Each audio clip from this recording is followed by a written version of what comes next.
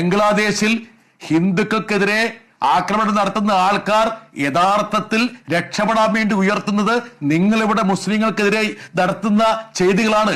ഇവിടുത്തെ പള്ളി പൊളിക്കലും ഇവിടുത്തെ വർഗീയ കലാപങ്ങളുമാണ് അവിടെ ആക്രമണം നടത്താൻ വേണ്ടിയിട്ട് അവരെ പ്രേരണയാക്കുന്നത് എന്നുള്ള കാര്യം നിങ്ങൾ മനസ്സിലാക്കുക. അതിനർത്ഥം നിങ്ങൾ ഇന്ത്യയിലെ മുസ്ലിങ്ങളെ മാത്രമല്ല, ഇന്ത്യയിലെ ഹിന്ദുക്കളെ മാത്രമല്ല, ലോകത്തിലെ എല്ലാ ഹിന്ദുക്കളുടെയും ജീവിതം അപകടത്തിലാക്കുന്ന രീതിയിലുള്ള പ്രവർത്തനങ്ങളാണ് നിങ്ങൾ അഴിച്ചുവിട്ടുകൊണ്ടിരിക്കുന്നത്.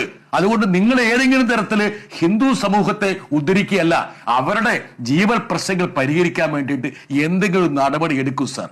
അതായത് അവർക്ക് ജോലി കൊടുക്ക്, അവർക്ക് എന്തെങ്കിലും തരത്തിൽ ഭക്ഷണം കഴിക്കാനുള്ള വകുപ്പുണ്ടാക്കി കൊടുക്ക്. ഇപ്പൊ GDP സ്ഥിതി എന്താണ്? അത് താഴേക്ക് പോവുകയല്ലേ? നിങ്ങൾക്ക് ഈ പരിപാടി അല്ലാതെ, ഈ പറയുന്ന മാന്തലും കുഴിക്കലല്ലാതെ വേറെ എന്തെങ്കിലും നിങ്ങൾക്ക് അറിയാവോ? ഇവിടെ വർഗീയ കലാപങ്ങൾ ഉണ്ടാക്കുക, തമ്മിലടുപ്പിക്കുക, അവിടെ ഈ പറയുന്ന വേട്ടനായെ പോലെ വോട്ടിന് വേണ്ടി നടക്കുക, ഇതല്ലാതെ നിങ്ങൾക്ക് വേറൊരു പരിപാടിയില്ല.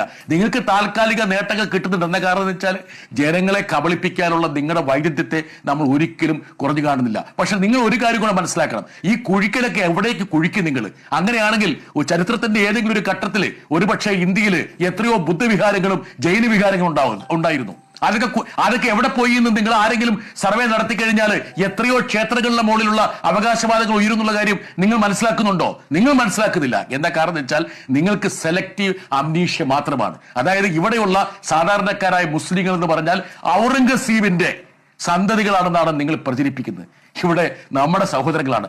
യഥാർത്ഥത്തിൽ അമേരിക്കയിലെ റെഡ് ഇന്ത്യൻസിനെ നിങ്ങൾ ഉന്മൂലനം ചെയ്തതുപോലെ, അതായത് അവിടെ ഉന്മൂലനം ചെയ്യപ്പെട്ടതുപോലെ ഇന്ത്യയിലെ ജനങ്ങൾ ആരാണ്? അവരൊക്കെ പല സ്ഥലങ്ങളിൽ നിന്നും വന്നവരാണ്. 10,000-10,000 വർഷങ്ങളായിട്ടുള്ള കുടിയേറ്റത്തിന്റെ ഫലമായിട്ട് വന്നവരാണ്. നിങ്ങളുടെ ഗുരു ഗോൾവാൾക്കർ എഴുതിയിട്ടുള്ള വിചാരധാരയിൽ കൃത്യമായി പറയുന്നുണ്ട്, അതായത് ആരൊക്കെയാണ് ഇന്ത്യയുടെ ആഭ്യന്തര ശത്രുക്കളെന്ന്. അത് വെച്ചിട്ടാണ് നിങ്ങൾ ഓരോ ചുവട് മുന്നോട്ട് പോകുന്നത് എന്നുള്ള കാര്യം ഞങ്ങൾക്കറിയാം. ഇപ്പോൾ നിങ്ങൾ ഈ പറഞ്ഞ വഖഫിനെ കുറിച്ച് പറഞ്ഞല്ലോ. അല്ല ഗോപാലകൃഷ്ണൻ, 2013 ഈ വഖഫ് ഭേദഗതിയെ പിന്തുണച്ചവരല്ലേ നിങ്ങൾ? അത് അന്ന് പിന്തുണയ്ക്കാൻ കാരണം നിങ്ങൾ 2014 BJPയുടെ പ്രകടന പത്രിക ഒന്ന് വായിച്ചു നോക്കുക. 2014 പ്രകടന പത്രിക എന്താണ്? അതായത് അന്യാധീനപ്പെടുന്ന വഖഫ് സ്വത്തുക്കളെല്ലാം തിരിച്ചെടുക്കണം എന്നല്ലേ പറഞ്ഞത് നിങ്ങൾ? പെട്ടെന്ന് നിങ്ങൾ മലക്കം പറഞ്ഞ എന്താണ്? നിങ്ങൾക്ക് വർഗീയ ധ്രുവീകരണം ഉണ്ടാക്കാൻ വേണ്ടിയിട്ട് എന്തെങ്കിലുമൊക്കെ കണ്ടെത്തണം. ഇപ്പൊ നിങ്ങൾ എത്ര ഈ പറഞ്ഞ പള്ളികൾക്ക് മുകളിലാണ് നിങ്ങളിപ്പോൾ അവകാശവാദം ഉന്നയിച്ചിരിക്കുന്നത്? നിങ്ങളുടെ ഒരു സ്വഭാവമുണ്ട്. എന്താ കാരണം വെച്ചാൽ RSS അല്ല എന്ന് പറയും. നീരാളികൾ പോലെയാണ്.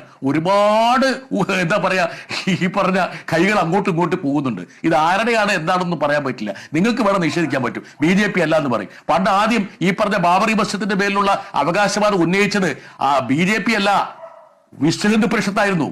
പിന്നീട് ഹിമാചൽ പ്രദേശിലെ പലംപൂരിൽ നടന്ന ദേശീയ എക്സിക്യൂട്ടീവിൽ വെച്ചാണ് BJP ആ പ്രശ്നം ഏറ്റെടുത്തത്. നിങ്ങളുടെ തട്ടിപ്പിതാണ്. ആരെങ്കിലും ഒരാൾ പരിപാടിക്ക് പോകും, പരാതിയുമായിട്ട് പോകും, അതിനുശേഷമാണ് നിങ്ങൾ ഓരോന്നും ഏറ്റെടുക്കുന്നത്. ഇപ്പോൾ ഈ സമ്പൽ എന്ന് പറയുന്ന സ്ഥലത്ത് യഥാർത്ഥത്തിൽ മുസ്ലിങ്ങളും ഹിന്ദുക്കളും ഒക്കെ സമാധാനത്തോടെ കഴിഞ്ഞുകൊണ്ടിരുന്ന ഒരു സ്ഥലമല്ലേ? ഇപ്പൊ അജ്മീർ, എന്റെ ഗോപാലകൃഷ്ണൻ, നിങ്ങൾ അജ്മീറിൽ നിന്ന് പോകണം. നിങ്ങൾ പോകാതിരിക്കാൻ പറ്റില്ല. എന്താ കാരണം വെച്ചാൽ നിങ്ങളുടെ നേതാവും ഇന്ത്യയുടെ പ്രധാനമന്ത്രിയുമായിട്ട് നരേന്ദ്രമോദി ഞാൻ പറഞ്ഞതുപോലെ ചാദർ അയച്ചു കൊടുക്കുന്ന സ്ഥലമാണ്. ചാദർ എന്ന് പറഞ്ഞാൽ നേരത്തെ സൂചിപ്പിച്ചാണ് വഴിപാടിന് തുല്യമാണ്, നേർച്ചയാണ്. ആ നേർച്ച നേരുന്ന ചാദർ നൽകുന്ന ഈ പറഞ്ഞ ദർഗയുടെ മുകളിലാണ് നിങ്ങൾ അവകാശവാദം ഉന്നയിച്ചിരിക്കുന്നത്.